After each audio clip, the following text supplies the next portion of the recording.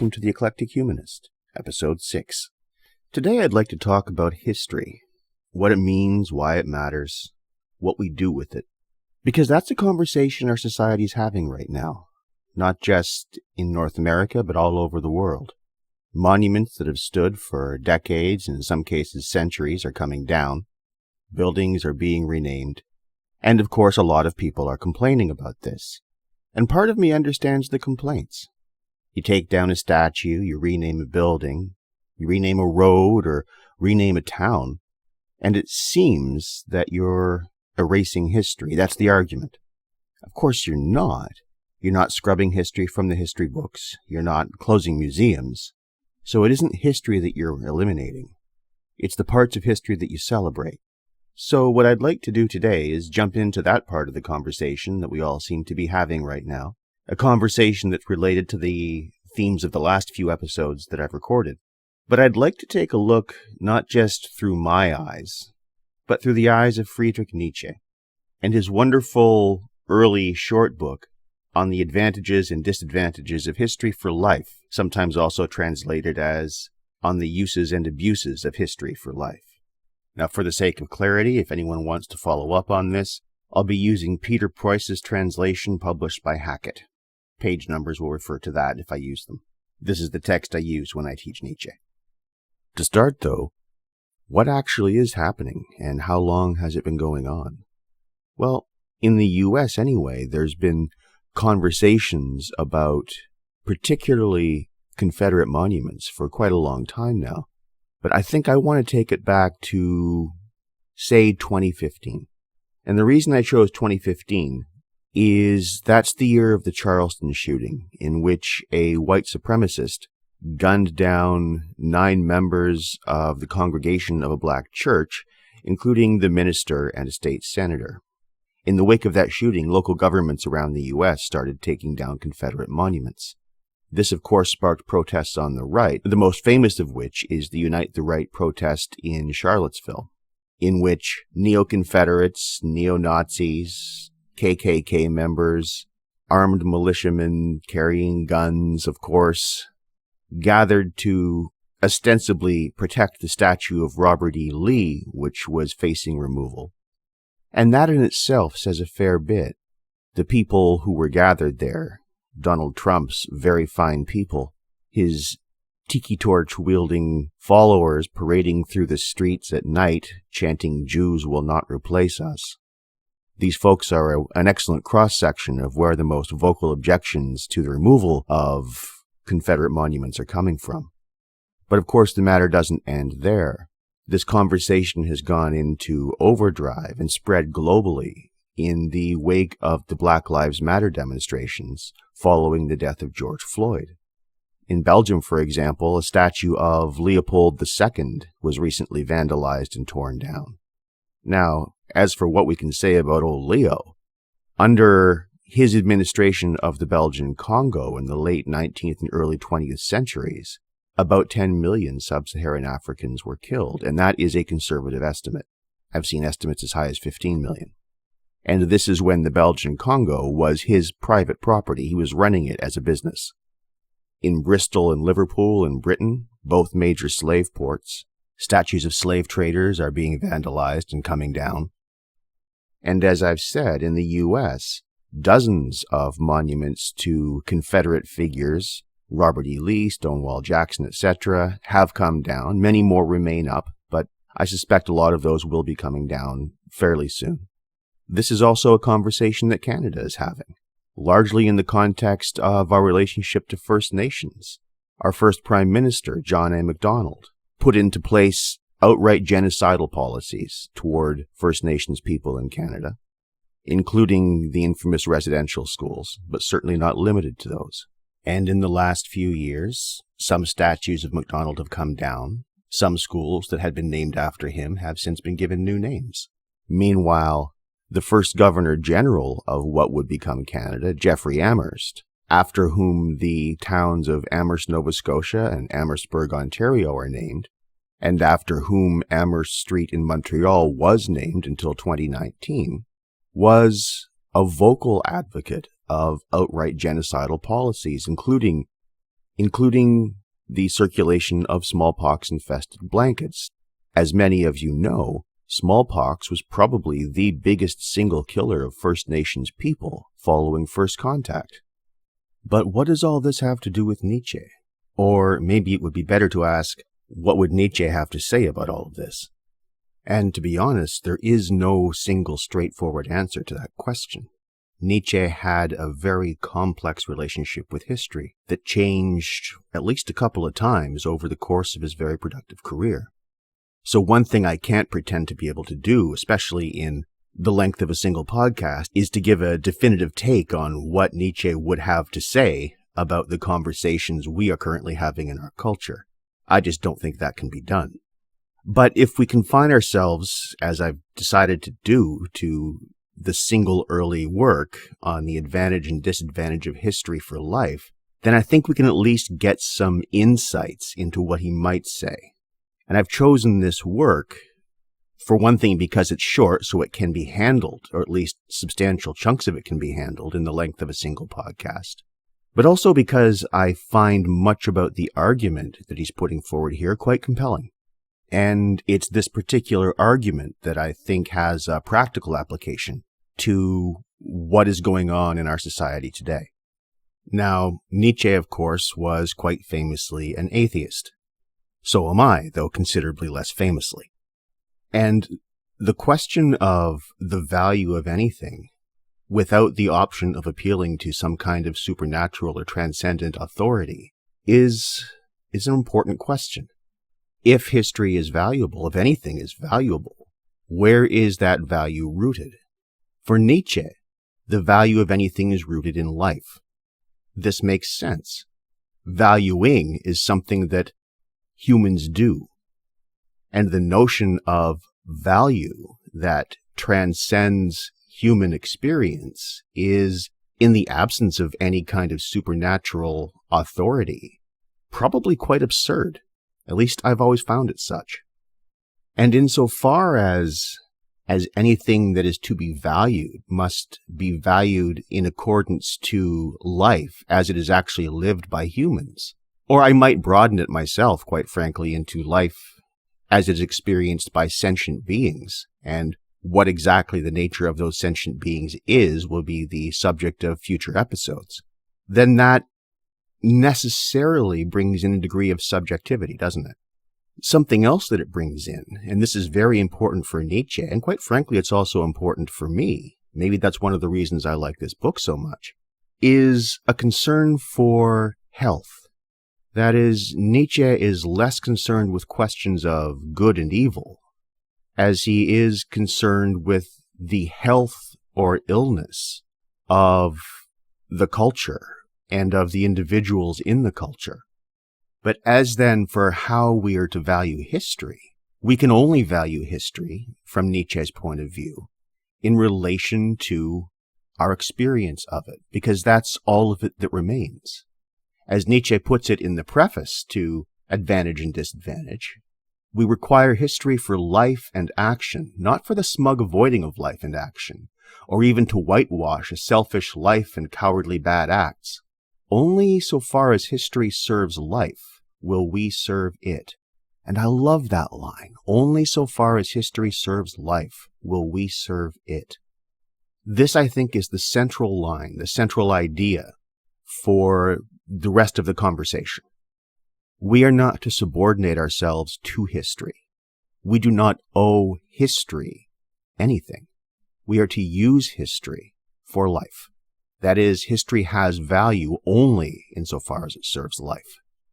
And again, in the absence of any transcendent source for value, this is really the only position that makes sense. The dead are dead, and being dead, and therefore no longer existing, they can't be the recipients of any imagined obligations that we might imagine that we have. You can't be obliged to something that doesn't exist. And as for God or the gods or the transcendent, or however you want to put it, we can't appeal to that either. It's no more real than the dead.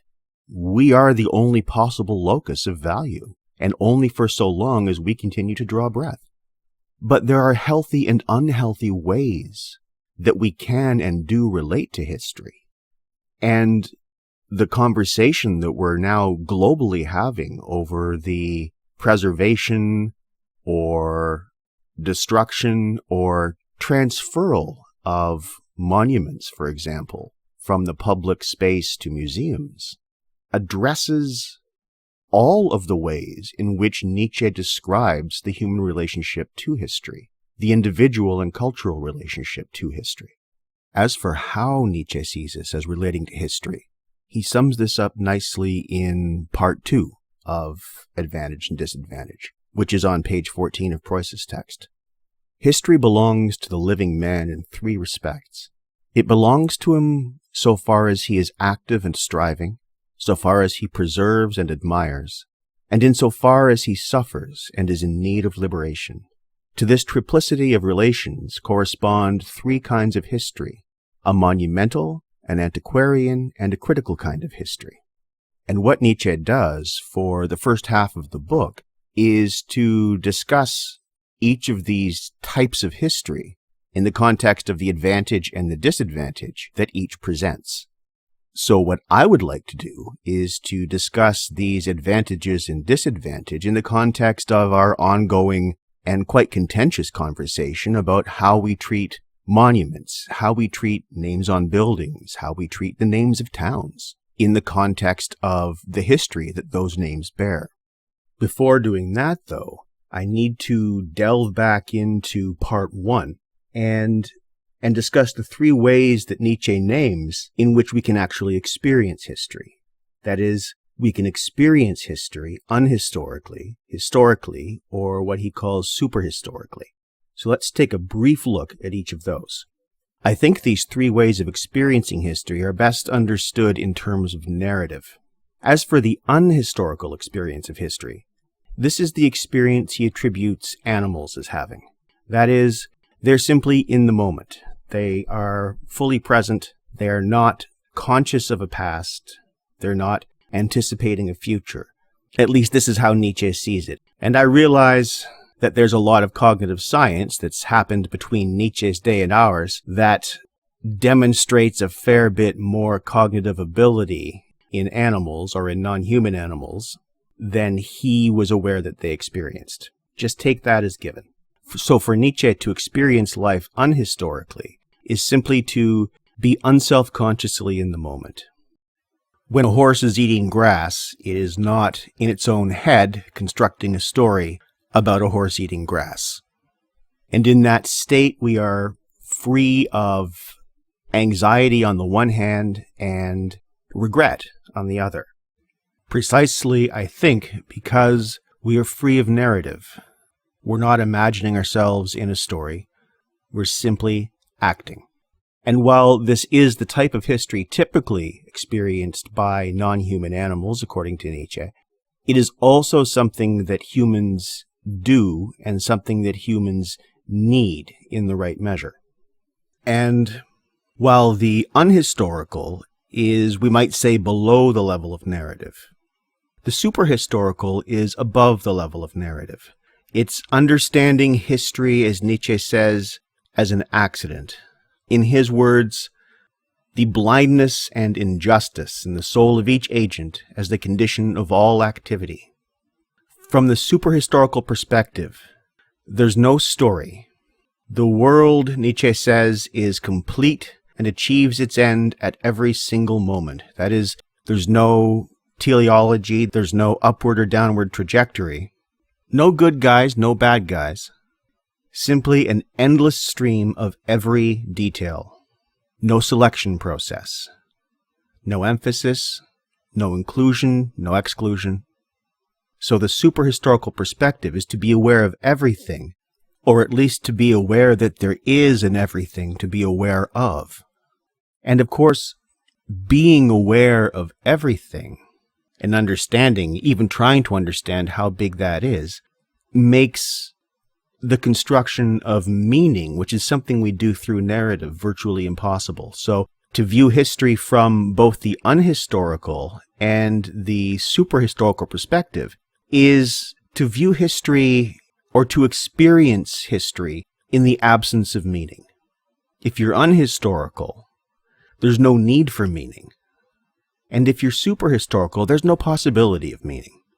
One way of looking at that is the person, and I used to be this person, who would view human events, all of human history, as so submicroscopic in the context of the age of the cosmos, the size of the cosmos, that no matter how serious things looked on a human scale, I could think myself in a superior position by lifting myself above it and looking down and seeing it as meaningless, seeing it as no different from ants scrambling in their nests.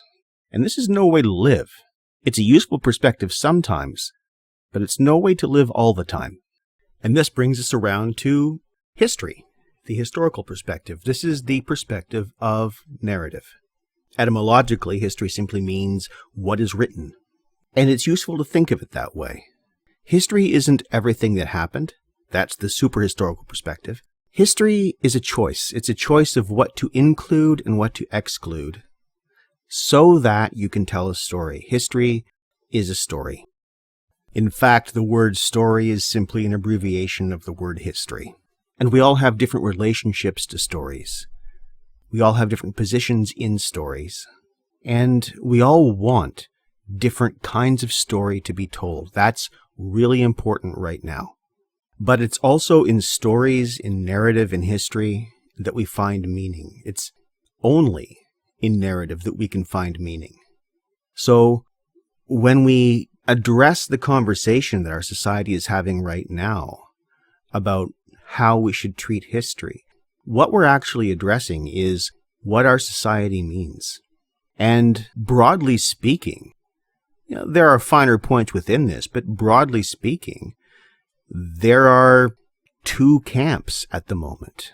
For convenience sake, and I think these are not bad labels, I will call them progressive and conservative camps because I'm too polite to call conservatives regressives. And in any case, once we get around to the question of what history should look like, we get around to the relationship of individuals and cultures with history itself. Now, Nietzsche proposes an interesting idea, and I've always liked this idea. And that is because in the modern period, we have developed a longer range understanding of what history actually is, of how much history there is.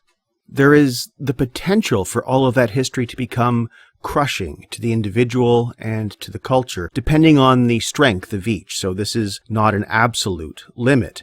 These limits are determined by the actual individuals in question, by the societies in question. How much history can you bear? How much history can your society bear? Up to not long before Nietzsche's time, in the West, it was generally believed that the world, the universe, was, say, 6,000 years old or so, if we go with Bishop Ussher's chronology, based upon biblical chronology. But the geology of the late 18th and early mid-19th centuries, to say nothing of the theory of evolution, completely blew that apart. It made the universe older than had previously been imagined in the West. Now, the Hindus have a universe that's billions of years old, but we're not talking about them right now. But what happens to a culture that's accustomed to a universe that's a few thousand years old, and all of a sudden we're talking about millions and hundreds of millions, and now that we get up actually into 20th and 21st century cosmology, billions of years? How do you make a narrative in that? How much of that history can you bear before it crushes the possibility of meaning out of you? So Nietzsche's solution to this problem is simply to draw horizons. He speaks of the ability to forget, the idea that forgetting can actually be good. And speaking as someone who grew up before the internet, I'm all on board with that. Because the shit I did in my 20s, I don't want hanging around forever. It's gone. It was never filmed. It was never Facebooked. It's just gone. And I'm glad, because I'm not the same person I was then, and I don't want that person coming back to haunt me. There's a virtue in forgetting. Memory can be a burden. Nietzsche recognizes that memory can be a burden, both for individuals and for cultures. So the question then arises, what do we choose to remember? What do we choose to forget? Remembering always that for Nietzsche, and I agree with him wholeheartedly, history, insofar as it is needed, and it is needed for the service of life. We don't owe history anything. It's a resource for us to use to our own purposes so that we can build, from Nietzsche's point of view, a healthy society, a healthy psyche. That's the goal. So from here, where do we go with the three types of history that Nietzsche proposes? Well, let's start with monumental history. This one's pretty straightforward. It's simply the record of great individual achievements.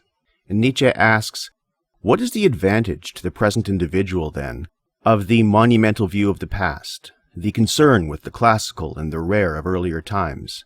It is the knowledge that the great which once existed was at least possible once, and may well again be possible sometime. Okay, this makes sense, doesn't it? That is, history understood monumentally gives us something to aspire to. It shows us what human beings are capable of at their best. Now, we, of course, are not always at our best, and sometimes it's difficult to see past our own limitations and past our own mediocrity. The monumental view of the past provides a record of people who are able to rise above their time and their mediocrity and do great things. So, monumental history, then, is a testament to human potential. It's an encouragement and an incitement to achievement, to, if not outright greatness, at least excellence. And I think we all have figures and events that inspire us.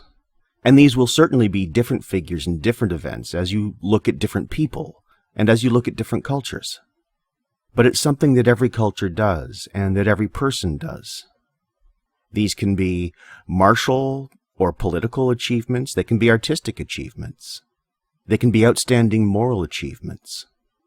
But there are some problems, some dangers with the monumental view of history. One that Nietzsche points out is the disregard of causes, the washing away of the uniqueness or the papering over of the uniqueness of particular historical circumstances, and the tendency then to see these monumental achievements as what he calls effects in themselves, ripped out of context and simply held up as exemplars, with no sense of the complexities of interrelationships and circumstances that led to them being exactly what they were and that in themselves are not repeatable. Another possible problem that arises from the papering over of causes or the obscuring of causes is the danger of the state using the monuments of history for propaganda, of holding up the achievements and the people that they sanction as great as paragons and ideals toward which they want the populace to aspire.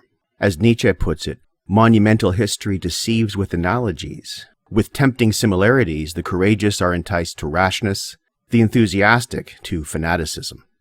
That is, monumental history in the hands of the state potentially becomes a very constraining narrative, one that allows relatively few options for the kinds of things to which people are encouraged to aspire. A related danger is that, in a sense, the weight of the past can suffocate the present. It can suffocate it with outdated standards, with good taste. Nietzsche has no use for good taste, and quite frankly, I agree with him. Good taste, from his point of view, is simply the old and privileged, comfortable people dictating what they think culture ought to be for everyone else. I should maybe say a little more about that. Looked at from an artistic point of view, monumental history, taken to this extreme, treats culture more or less as a museum. It looks at certain achievements and says, these are great. Not only are these great, but these are the things by which we will measure. These are the things that will form our standard. And the minute you do that, you effectively ossify your standard. If your standard for music, for instance, is definitively set on, say, Bach, then anything that's not Bach is not going to measure up.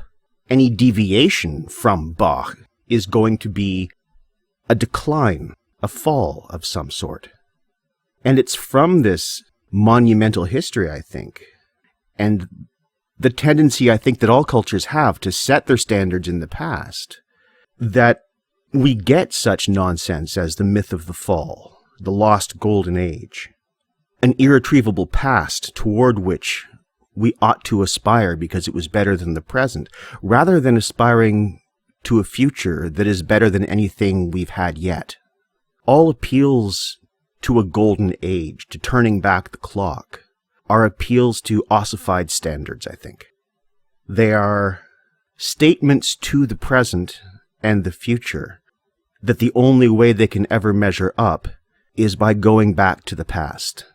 As Nietzsche puts it, monumental history is the disguise in which their hatred of the mighty and the great of their time parades as satisfied admiration of the mighty and great of past ages. Cloaked in this disguise, they turn the proper sense of monumental history into its opposite. Whether they know it or not, at any rate, they act as though their motto were, "Let the dead bury the living." And I really, really want to emphasize this one. And not just aesthetically, not just morally, but broadly in a social political context. Because we hear all the time, don't we, that society is in a state of moral decay. Hell, I hear it among the 18-year-olds I teach. And here I have to agree with Thoreau that there is no sadder sight than a young pessimist. And there's part of me, whenever I hear that wants to choke the life out of the people who told them, who taught them, who drilled it into their heads that their world will never measure up to the world of the dead. And I'm wondering what this moral decay might be compared to, say, 500 years ago. The number of people who are empowered, enfranchised, not enslaved, is proportionally far greater than it ever has been at any point in recorded history. If that's a moral decay the fuck out of me. I'm there. Sign me up, baby. I'm all on board for that kind of decay. And this brings us around to antiquarian history. Antiquarian history rests in the individuals identifying the history of, well, Nietzsche says the history of the city, the history of their culture, the history of their society, with their personal history. As he says, the history of the city becomes the history of himself. There's an identification of the individual with the cultural narrative in which the person is embedded. That is, antiquarian history gives a sense of belonging, of organic continuity. It lets us recognize, it helps us recognize that we're not simply floating in what Allen Ginsberg refers to as the animal soup of time, much as I love Ginsberg's poetry. It's in the healthy approach to antiquarian history that we see people celebrating their own cultures, celebrating the histories of their city, their culture group, their country. And when I say celebrating, I don't mean celebrating by means of putting others down. As a person of Scottish descent, I occasionally attend the local Highland Games. Now, in celebrating my Scottish heritage, I am not in any way suggesting that people of non-Scottish heritage are less than me. This is a healthy approach to antiquarian history, recognizing a continuity, but also recognizing that other people have their continuities too. It's the antiquarian spirit that preserves and restores historic buildings that are falling into decay, that in the 1930s interviewed aging Black Americans who had been born into slavery and had living memory of that institution to share, and then stored those recordings in the Library of Congress for everyone who wanted to listen to them to be able to find them. And by the way, if you haven't done so, I recommend that you listen to some of these recordings or read some of the transcripts, which I have done. These are important voices that need to be part of our present conversation. But of course, there is a disadvantage to this type of history too. And here we'll just take a look at what Nietzsche says. Here there is always one danger very near. The time will finally come when everything old and past, which has not totally been lost sight of, will simply be taken as equally venerable, while whatever does not approach the old with veneration, that is, the new and growing, will become rejected and treated with hostility. And later in the same paragraph, when the sense of a people hardens in this way, when history serves past life so as to undermine further and especially higher life, when the historical sense no longer preserves life but mummifies it, then the tree dies unnaturally, beginning at the top and slowly dying toward the roots. And in the end, the root itself generally decays. Antiquarian history itself degenerates the moment that the fresh life of the present no longer animates and inspires it. And as this danger reaches its culmination, Nietzsche has this to say: the fact that something has become old now gives rise to the demand that it must be immortal. For if one calculates what such an ancient thing as an old custom, a religious faith, an inherited political privilege has experienced during its existence, the amount of piety and veneration paid by individuals and generations, then it seems presumptuous or even impious to replace such an ancient thing with a new one, and to compare such a vast sum of acts of piety and veneration with the single-digit numbers of what is becoming and present. The danger here, then, in short, is that oldness becomes a good in itself, and once old becomes synonymous with good, as in the good old days, then the new becomes definitionally a threat. If a tradition or a religious faith or a political privilege is preserved with the justification that this is our tradition, and if that's the extent of the justification, the question, is the tradition good, becomes impossible to ask because age has become synonymous with goodness. And insofar as we, I think, have to admit that not all traditions contribute equally to the health of a culture or the health of individuals in a culture, then some standard other than age is certainly required when we're deciding in the present how much of the past to preserve. And this brings us around to critical history, specifically that type of history that's able to take a skeptical eye to the past and to prevent the blind idolization of past achievements, past structures, past faiths, etc. Nietzsche describes critical history as the strength to shatter and dissolve something to enable him to live. Or as he puts it a little later, and we're in section 3 right now of the book, it takes a great deal of strength to be able to live and forget how far living and being unjust are one. This one takes a bit of work to wrap your mind around. The notion of shattering and dissolving something to enable one to live is pretty important. The ability to choose what to keep, what to throw away, what to elevate and what not to elevate, is exactly the ability to make room for one's present on a stage already taken up by the past. That is, to approach history critically is to prevent or to work against the blind idolization of past achievements or past structures, past faiths, past privileges. It's to recognize that one has power over history, that is to say, one has power over the narrative in which one lives, and it is to use that power, to use it for the benefit of one's own life, to use it for the benefit of the present. That much, at least, is pretty straightforward. But what are we to make of the assertion that living and being unjust are one? Nietzsche says that realizing this takes a great deal of strength. So what is that realization exactly? Because this is important, and I think it may be a little uncomfortable. Here we need to remember that for Nietzsche, there is no transcendent principle. That is, there's no transcendent principle of justice to which one can appeal. Everything that we value, everything that we know, knowing itself, arises from life. Life precedes anything else that the living do. Life precedes any principle or set of principles that guide how we relate. So what he's throwing in our face here is the perhaps uncomfortable realization that living itself is not subject to justice and can't be subject to justice because life necessarily precedes justice.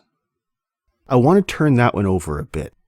Even sitting here in my quiet apartment, speaking into a microphone, I can almost hear the Platonists among you screaming, "No, there is such a thing as justice. Justice is real, damn it." And for Nietzsche, it's not. Not in the sense that I think most people consider it. Not in the sense that it's outside of life, outside of the living. It's just something we do. It's something we choose to do. And in asserting or in recognizing that all living is unjust, that is, you can't live without being unjust, I think Nietzsche is just being nakedly honest here. This is simply another way of looking at those bits of the past, those bits of past culture that maybe from their own perspectives have earned a place in memory, but that we're simply deciding we don't need. Why? Because we have our own purposes. We have our own reasons. We have our own agendas that are not necessarily determined by the agendas of the past. I mean, to take an analogy that may or may not work, if my objective is to eat, and some random chicken's objective is to not be eaten, then from the chicken's point of view, dinner is looking pretty unjust. From my point of view, starvation is not exactly peachy. And fine. You don't want to eat meat, say the same thing about friggin' chickpeas. I don't care. The point is that life makes room for itself, and it doesn't need to ask permission to do so. Yeah, I think that's the way I want to explain it. Life makes room for itself. It will. It always will. And while making room, it doesn't also need to make excuses. The danger, though, is that if we take critical history too far, we might fall into the illusion of a disconnection from the stuff we don't like, the stuff that we've rejected. As Nietzsche says, if we condemn those aberrations and think ourselves quite exempt from them, the fact that we are descended from them is not eliminated. Okay, let's pause on that one for a second. What Nietzsche is recognizing here is the distinction between history and events. Events are just what happened. History is the story that's told about them. And regardless of the story you tell, the things that happened still happened. And things that really happen and things that happen have effects. The danger for Nietzsche is that we will be so critical of things that we don't like that we will expunge the memory of them while we are still being affected by them. We will silence the story while still living in the shadow of the events. So for Nietzsche, life isn't only what we make of it. We're not in a purely subjective mental landscape here. Cause and effect are real, but stories are also real. Narrative is also real. And there is a way in which we can view history critically that's conducive to a healthy society and a healthy individual psyche. And there's a way in which we can be so critical of history as to whitewash all the bits we don't like, and therefore no longer know ourselves. And now, before I move on to apply Nietzsche's view of history to current events, I'd like to wrap up the section on critical history with this wonderful line. For the fighters who use critical history for life, there is even a remarkable consolation, namely to know that this first nature also was at some time or other a second nature, and that every victorious second nature becomes a first. That is, Nietzsche recognizes that we are continually creating ourselves. The nature that we take to be our first nature, our starting point, is simply what previous narratives have produced. Our being, in other words, arises from within and is subject to us exerting authority over it, to us reshaping it, it's subject to our decisions. Our being does not descend from above or arise from outside of us. It is, in every sense that matters, our own. So what do these questions of horizons and narrative and the three types of history have to do with the conversation much of the world's having right now about monuments? Well, let's see. If we start in the States, which is probably where we should start because that's where the current movement began, then the main conflict is over monuments to the Confederacy, to Confederate figures, to take them down, to leave them up, to move them to other locations. Now, as of 2017, there were some 700 plus monuments to the Confederacy up in the States. This is according to the Center for Southern Poverty Law. And they were in 31 states. That's interesting in itself, isn't it? Because there were only 11 states in the Confederacy. So 20 states have monuments up to the losing side of a war in which they didn't fight. Now, since 2015, as I mentioned, several dozen of these monuments have been taken down. Many have been moved to other locations. That is, locations not in the public square, but where the history itself is still preserved. And this is a difference I think I need to highlight, even though I mentioned it already. The difference between preserving history and celebrating particular aspects of it. Because what you hear, particularly on the right, hell, 2 days ago, Donald Trump, standing in front of Mount Rushmore, said that there were people trying to take down their monuments to their culture and to destroy their history. I have some questions about that as well, which I'll get to. The first, though, is simply a statement of fact. The removal of a statue from a public square, a place of reverence and celebration, and the transferring of that statue to a museum is in no way erasing history. So the narrative being propagated is, in many cases, a false narrative, a straw man, against which it's fairly easy to argue and appear that you've actually said something. So while someone who opposes the removal and transference of these statues to a museum or other place of preservation might see this from a Nietzschean point of view as an undue constraining of horizons, an elimination of history that the people demanding the removal can't bear. That is, while someone on the right might try to posit those on the left as unable to stand up to the realities of history, that is, as weak. History is not, as I said, being eliminated in this process. Moreover, because we are looking at a contest of narratives here, the question of whose narrative will win is very much of the moment. When conservatives say they're destroying our history, what do they mean by our? Who is us? Who is us to Donald Trump? Who is us to the Trumpletites who support him? Because you can be pretty sure it's not the descendants of the people for whose slavery those traitors were fighting to preserve.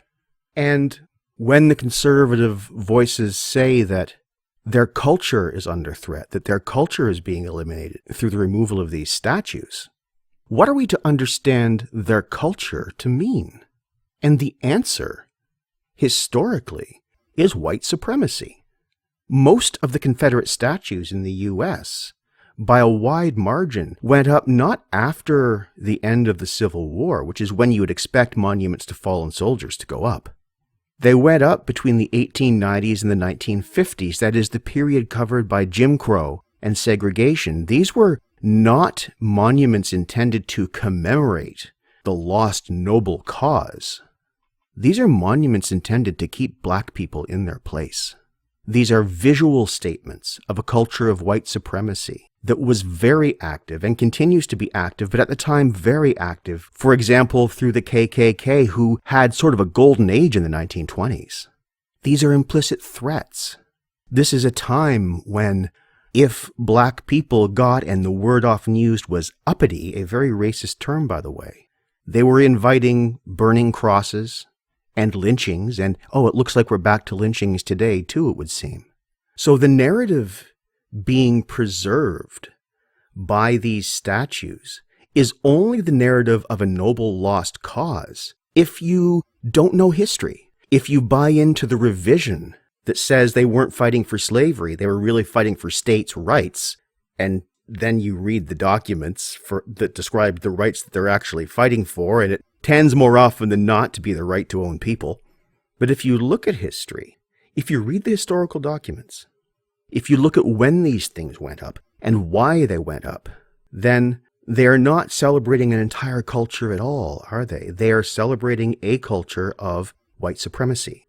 And the voices that are crying to have them taken down, removed, put someplace where they can be properly contextualized, are not the voices who are trying to eliminate history. They're actually voices who are arguing for the expansion of history.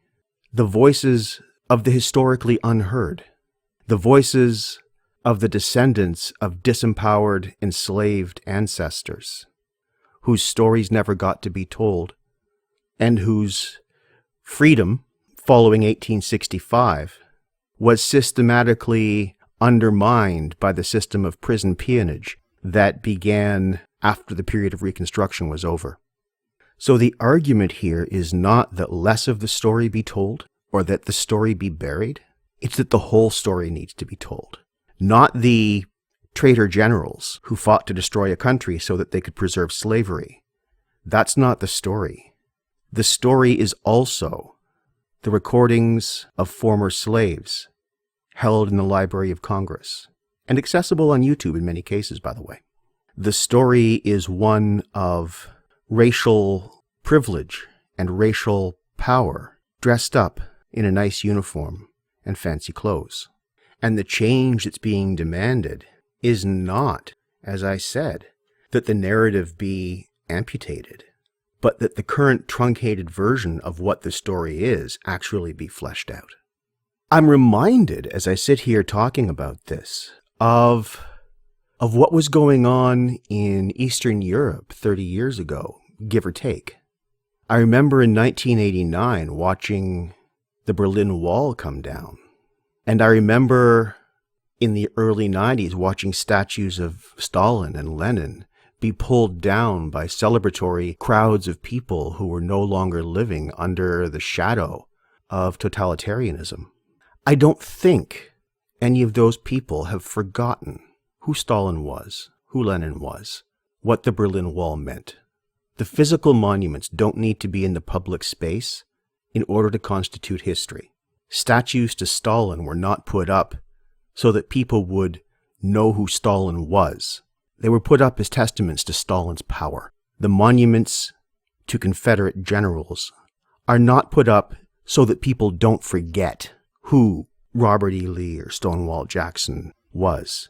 These are, in more cases than not, reminders of white power aimed at black people's eyes and minds. So yeah, there is a conflict here, and the conflict is much bigger than statues. The conflict is what story is going to be told. What is the narrative? Will it continue to be the whitewashed lie that is the noble lost cause of the Confederacy? Or will it acknowledge the facts, the cause and effect facts that have created the nation that is currently wrestling with itself again?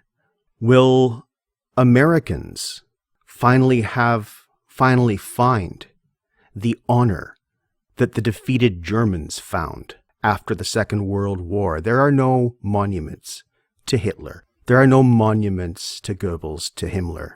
But their history is known to the extent that it's even illegal to deny it. Will the Americans finally discover that degree of honor in themselves and that degree of honesty in themselves?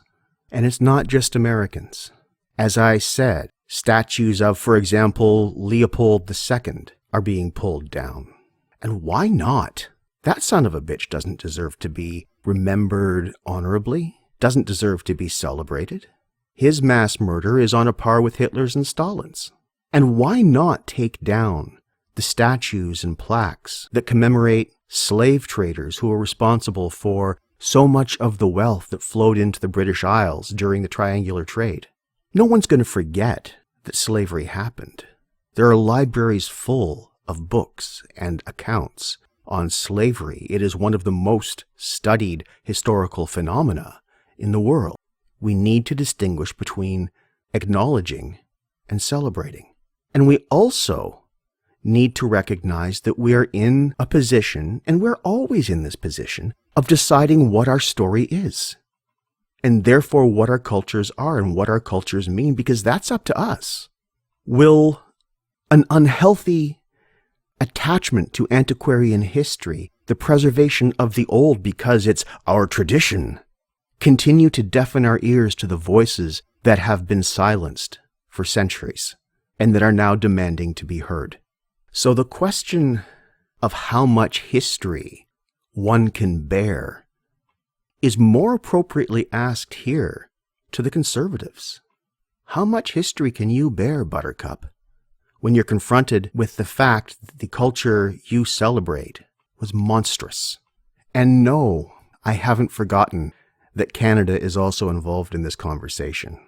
I mentioned earlier on in this episode that Amherst Street in Montreal, named for the genocidal Governor-General Jeffrey Amherst, had been renamed.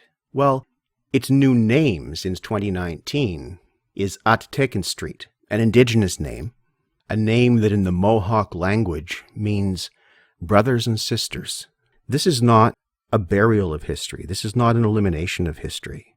This is an expansion of history. This is an inclusion in the narrative of people and peoples who have historically had narratives imposed upon them, and calls to rename the many, many Sir John A. Macdonald schools in Canada are often accompanied by suggestions of First Nations names and supported by First Nations communities. This again is not an elimination of history, but an expansion of it, an acknowledgement of it, a proper application of critical history, as opposed to a knee-jerk, tradition-based support of antiquarian history, of preserving the old because it's old, and we've always had it that way. Again, you need to define we, because of course the question of who we are is exactly the conversation, is exactly the question that we're asking right now. The dominant voices in Western discourse historically have belonged to one particular demographic, and this isn't the only demographic that deserves a voice. And as Nietzsche points out, when the veneration of an inherited political privilege is challenged, it can easily seem, especially to the traditional holders of that privilege, that the challenge is impious, that the challenge is wrong. But these challenges that we're seeing all over the world are not challenges intended to eliminate or efface history. They are all challenges demanding that more history be told, that more history be acknowledged. And here, I need to get a little bit personal again, in kind of an embarrassed way. I can remember back to my 20s, and I said before that I'm glad Facebook didn't exist when I was in my 20s. I can remember then, and this is late 80s, early 90s, being quite affronted by the anger that many feminists directed at many men. And my response to all of the stories that I heard about all of the horrible things that men had historically done was, I didn't do it. It's not my problem. It's not my fault. And I bring this up personally because I want to make clear that I can identify with those feelings. I've had those feelings. The white Canadian population today is not the population that set up the residential school. The white American population today is not the population that imported black people from Africa as if they were livestock.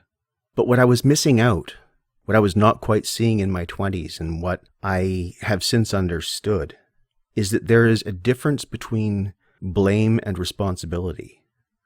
I didn't set up the system from which, by virtue of being a white man, I have benefited, even if it just means not having additional hardship because of my gender and skin color. I didn't set that up, but I have benefited from it in ways probably that I don't even notice because I'm so naturalized to them. But benefit comes with responsibility. If I recognize a system as being unjust, and if I recognize that I have benefited from that injustice, that comes with a debt. And the debt is a demand to, at the very least, acknowledge, to educate, which I take very seriously, and to do my best to rectify. That, too, is a narrative choice. As a culture, as individuals, whether Canadian, American, European, what have you, who do we want to be? Do we want to continue to be small? Do we want to continue to celebrate a sliver of history that is really just a history of power and the exercise of power? Or do we want to expand our horizons, not forget until we're comfortable, but expand through discomfort and often through a necessary and difficult humility to a point where us, what we mean by us, is bigger than it has historically been and allows more voices to be heard. Toward the end of Advantage and Disadvantage of History, Nietzsche speaks of the desirability of a culture regaining its youth, of it using history creatively to fashion a new narrative that fits its own needs and its own ends, that doesn't abase itself before the past, that is vigorous and healthy because it has taken control of its own identity. It's taken control of its own narrative, and it is actively and knowingly making itself. I think this is a point that many cultures, and certainly the cultures of North America, have reached. Will we continue to live within the whitewashed myths that have informed so many school books, generation after generation, that have placed white supremacists and purveyors of genocide on pedestals in the public square? Or will we acknowledge the voices that those purveyors of genocide, those purveyors of slavery and misery, and their inheritors, their tiki torch wielding, Confederate battle flag waving, swastika tattoo bearing apologists, are trying to preserve at the expense of every voice that has ever been silenced? And that, I suppose, is what I have time for today. Moving forward, just try to remember, and I will try to remember, that the voices calling for the removal of the monuments to white supremacy, to racism, to slavery, to genocide, are not trying to contract our historical horizons, because they're proposing alternatives. They are trying to turn a monotone into a symphony, trying to turn a brassy, tinny military ditty, a march to nowhere, into a celebration of the diversity of life. And that is a better narrative. That is a better history. And with that in mind, I will remind you, as always, that if you want to talk to me, I'm at eclectic.humanist@gmail.com or Eclectic Humanist on Facebook, and I would love to hear from you. And until next time, please be kind to each other.